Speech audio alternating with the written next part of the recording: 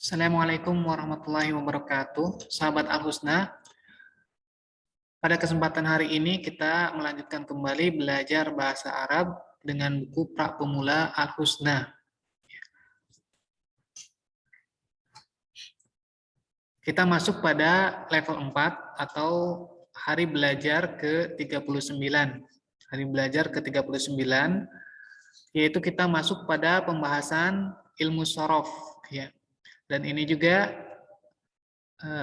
bisa mulai dipelajari ya bagi orang yang baru belajar bahasa Arab ya. Jadi setiap level yang ada pada buku Pra Pemula Al-Husna, level 1 sampai level 3 itu pengenalan dari ilmu nahwu, dan pada level 4 ini kita masuk pada pengenalan ilmu shorof. Sebagaimana kita ingatkan lagi, ya, ilmu bahasa Arab yang perlu kita pelajari untuk kita bisa memahami kalimat di dalam bahasa Arab itu adalah ilmu nahwu dan ilmu shorof. Ya. Ilmu shorof dan ilmu nahwu ini dua ilmu yang paling dasar untuk kita mengenal makna kalimat di dalam bahasa Arab. Ilmu shorof, ya, shorof maknanya adalah perubahan, ya, yang di situ berarti ya dari bidang ilmu yang dimaksud dengan bidang ilmu shorof adalah ilmu yang mempelajari perubahan kata, ilmu yang mempelajari perubahan kata. Jadi dalam bahasa Arab perubahan kata itu terjadi dengan adanya penambahan huruf atau dengan perubahan harokat, ya, yang nanti akan kita pelajari. Kita ingatkan kembali yang membedakan dengan ilmu nahwu. Ilmu nahwu adalah ilmu merangkai kata demi kata menjadi kalimat yang sempurna. Ya. Jadi kalau kita sederhanakan, ilmu shorof itu hanya mempelajari makna kosakata saja. Sedangkan ilmu nahwu itu mempelajari makna secara keseluruhan di dalam kalimat. Kemudian kita ingatkan kembali juga pembagian kata dalam bahasa Arab itu hanya ada 3 kelompok. Ada yang diistilahkan dengan fi'il, ya, atau dalam bahasa Indonesia kita bisa mudahkan dengan kata kerja. Fi'il, kemudian isim, kata benda, dan yang bukan kelompok keduanya itu adalah harf. Harf, huruf-huruf yang bermakna, sebagaimana yang sudah kita pelajari di Pra Pemula Al-Husna, itu ada huruf jar, ya, baik itu terbentuk dari 1 huruf, 2 huruf, 3 huruf, atau 4 huruf hijaiyah.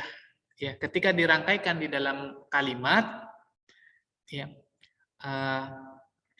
itu memiliki makna, maka itu termasuk dalam kategori kata yang disebut dengan harf. Ya, jadi beda istilah, ya, beda istilah huruf hijaiyah dengan harf yang di sini, yaitu yang dimaksud adalah ketika dirangkaikan di dalam kalimat. Kemudian pada level pertama kita mempelajari fi'il madhi, kata kerja yang telah lalu, yang ini menjadi dasar bagi kita, ya, kata-kata dasar, ya, yang nantinya akan memudahkan kita di dalam perubahan-perubahan kosakata lainnya, sebagaimana nanti akan kita pelajari, ya, di dalam ilmu shorof ini. Nah, di sini pun kita sebetulnya sudah memasuki belajar ilmu shorof, yaitu di level 2-nya kita mempelajari fi'il mudhari. Perubahan dari fi'il madhi ke fi'il mudhari ini adalah perubahan kosakata. Ya. Fi'il madhi memiliki makna telah, fi'il mudhari memiliki makna sedang. Misalnya kata darosa. Darosa fi'il mudharinya yadrusu. Darosa yadrusu. Ya, darosa telah belajar, yadrusu sedang belajar. Kataba telah menulis, yaktubu telah sedang menulis. Ya, jadi ada makna fi'il madhi, ada makna fi'il mudhari. Ya, perubahan ini termasuk bagian dari ilmu shorof. Kemudian nanti ada fi'il amr. Ya, fi'il amr ini belum dipelajari di level 1, level 2. Nanti di level 4 ini kita akan mempelajari perubahan fi'il amr juga. Ya. Kemudian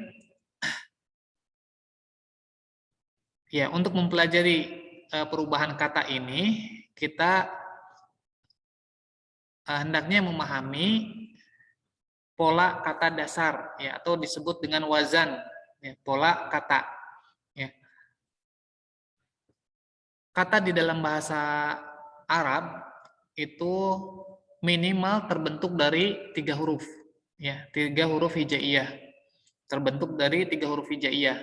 Ada terbentuk dari 3 huruf hijaiyah disebut fi'il tsulasi, ya. Fi'il tsulasi. Ada yang terbentuk dari 4 huruf, ya. Dan juga ada yang terbentuk dari 5 huruf. Tapi keduanya yang terbentuk dari 4 huruf dan 5 huruf ini termasuk kosakatanya sangat sedikit, ya. Bisa dikatakan kalau secara keseluruhan di dalam kosakata bahasa Arab itu hampir semuanya berasal dari 3 huruf, ya, kecuali sedikit, ya, yang berasal dari 4 huruf dan 5 huruf itu sedikit. Maka fokus kita adalah kita mempelajari yang perubahan kosakata pada kata yang terbentuk dari 3 huruf, ya. Nah, wazan atau patokan kata yang di fi'il madhi sebagaimana yang sudah kita pelajari juga. Nah, patokan katanya itu diambil dari kata dari huruf-huruf fa, ain, dan lam, ya. Huruf pertama disebutnya fa fi'il, huruf kedua disebutnya ain fi'il, huruf ketiganya disebut lam fi'il. Kemudian nanti dilihat harokahnya. Maka fi'il madhi yang terbentuk dari 3 huruf itu hanya memiliki 3 bentuk wazan, ya. Fa'ala, kemudian ainnya kasroh, fa'ila, dan ainnya dhammah, fa'ula. Ya, jadi ada wazan fa'ala, ada wazan fa'ila, ada wazan fa'ula. Ini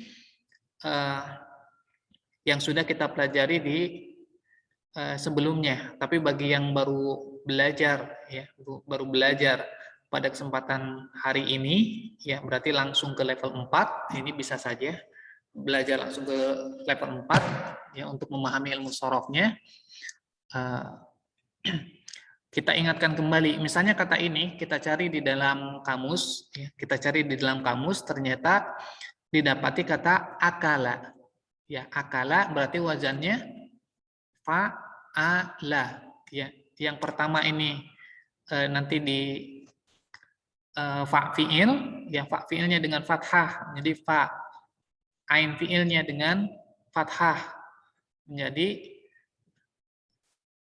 a, lam fi'ilnya dengan fathah juga la, jadi wazannya adalah fa'ala. Nah, untuk kata dasar maka dilihatnya ain fi'ilnya. Kemudian kita dapati di kamus ini tidak ada sama'a, yang ada sami'a, ya, maka wazannya adalah fa'ila. Kemudian koruba berarti fa'ula, rokiba berarti fa'ila, ya.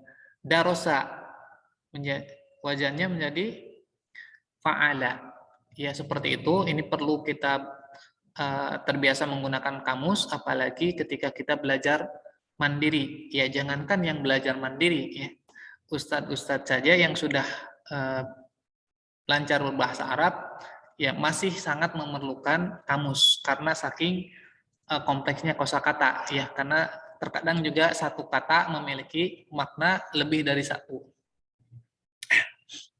Ya, jadi kita sudah memahami, ya, konsep wazan ini. Ya.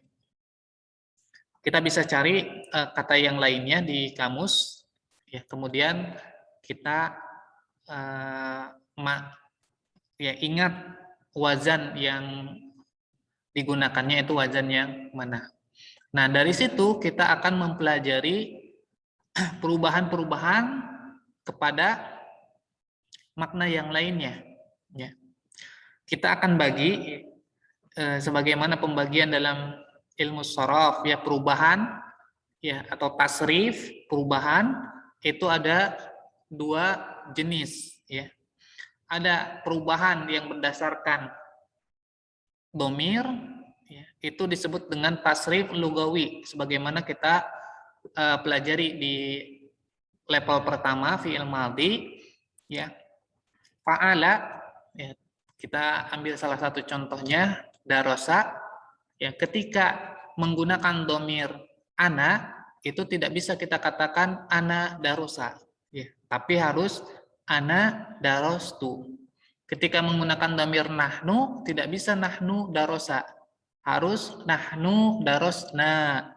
Nah, perubahan-perubahan itu disebut fi'il tasrif lugawi, ya.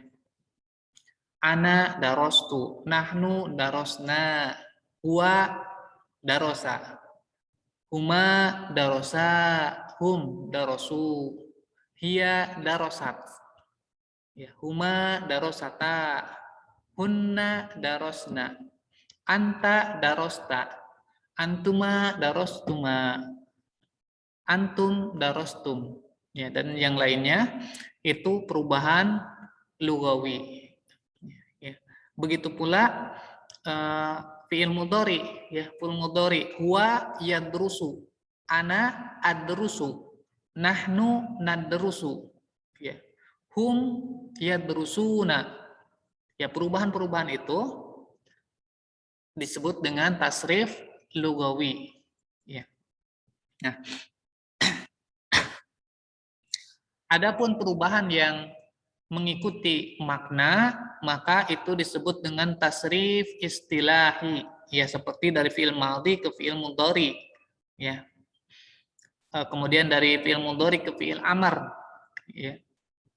Itu disebut dengan tasrif istilahi, ya. Kemudian juga nanti ada perubahan, ya. Ini kita bisa lihat di sini. Ada perubahan makna, ya. Ini untuk fi'il, ya, yang banyak digunakan itu ada 4, ya. Madhi, mudhari, amr, dan nahyu atau larangan, ya. Pada pokoknya kalau kita sudah bisa fi'il madhi, nanti kita akan mempelajari fi'il mudhari. Dari fi'il mudhari akan mudah untuk mempelajari fi'il amr, juga dari fi'il mudhari akan mudah untuk mempelajari fi'il nahyu, ya. Jadi dasarnya kita hendaknya belajar secara berurutan, fi'il madhi dulu, kemudian fi'il mudhari, kemudian fi'il amr, dan fi'il nahyu. Kemudian perubahan bentuk isim ada yang disebut dengan masdar. Masdar yaitu kata benda atau isim yang memiliki makna fiilnya, atau bisa dikatakan ini bentukan kata dari kata kerja, ya, itu masdar. Misalnya darosa yadrusu ada menjadi darsan, ya, belajar menjadi pelajaran, ya.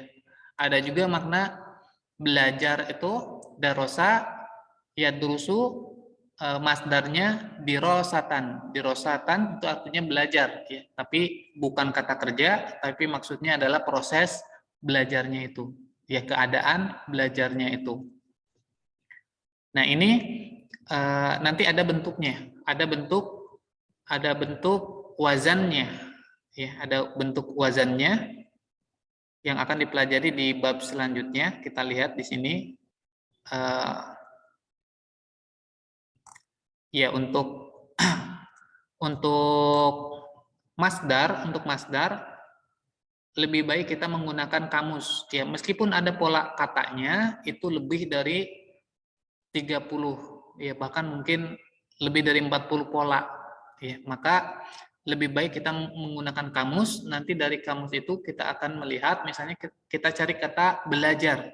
Ya, nanti akan didapati kata belajar itu ada yang bentuknya fiil, ya madhi dengan mudhari, ada juga yang bentuknya isim. Nah, yang bentuknya isim itu itulah yang disebut dengan masdar.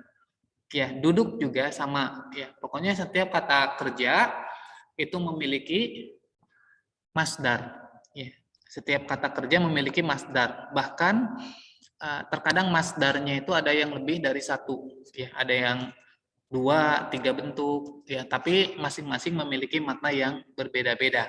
Ya, hanya saja itu masih dalam bentuk masdar. Ya. Kemudian ada isim pelaku. Ya, ada isim fa'il, ya pelaku. Misalnya belajar, ya menjadi pembelajar, orang yang belajar.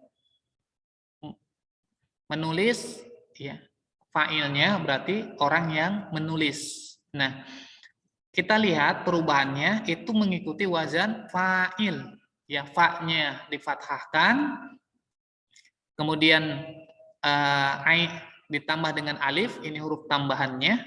Kemudian ada ainnya dikasrohkan, dan yang terakhir lamnya di tanwin, fa'ilun. Ya, wazannya adalah fa'ilun. Ya, ini contohnya kataba katibun. Kataba menulis, katibun orang yang menulis. Qara'a qari'un. Qara'a membaca, qari'un orang yang membaca. Sami'a sami'un. Syariba syaribun. Ya, begitu juga dengan kata-kata yang lain, tinggal dimasukkan ke wazan fa'ilun. Ya, kata huruf pertama ini dimasukkan ke dalam fa fi'il, huruf kedua dimasukkan ke dalam ain fi'il, huruf ketiga dimasukkan ke dalam lam fi'il. Nah, selanjutnya, bentuk selanjutnya adalah maf'ulun. Ini objek yang bermakna di. Ya. Misalnya ini kataba menulis. Ya. Kita mencari makna yang ditulis. Maka kita masukkan ke dalam wazan ini. Di depannya ditambah dengan mim fathah, ma, kemudian fa fi'ilnya dimatikan, ya menjadi mak, kemudian ain fiilnya, ya ain fiilnya didommahkan, kemudian ditambah dengan waw, ya, ya huruf terakhirnya di tanwin sebagai bentuk sebagai indikasi bentuk isim, ya ditanwinkan. Maktubun, ya maktubun artinya ditulis. Makruun artinya dibaca, ya, yang dibaca. Ya. Maftuhun artinya yang dibuka. Ya. Fataha yaftahu membuka, maftuhun yang dibuka. Ya, kemudian ada bentuk yang bermakna tempat, ya makan, dan juga bermakna zaman. Ini bentuknya sama, tapi maknanya sesuai dengan konteks. Ya, bisa bermakna tempat, bisa bermakna waktu, ya waktu. Maktabun bisa tempat menulis atau bisa waktu menulis, ya. Makroun bisa tempat membaca, bisa waktu membaca, ya. Sajadah, ya, masjidun, ya, selain maf'alun juga ada maf'ilun, ya. Maf'alun atau maf'ilun. Sajadah yasjudu, ya tempatnya masjidun. Goroba ya gerubu, ya tempat tenggelamnya sekaligus juga waktu tenggelamnya itu disebut dengan maghribun, ya. Kemudian nanti ada bentuk alat, ya isim alat, ada bentuknya mif'alun atau mif'alun atau mif'alatun. Ini sesuai dengan yang digunakan. Misalnya fataha yaftahu miftahun, ya miftahun.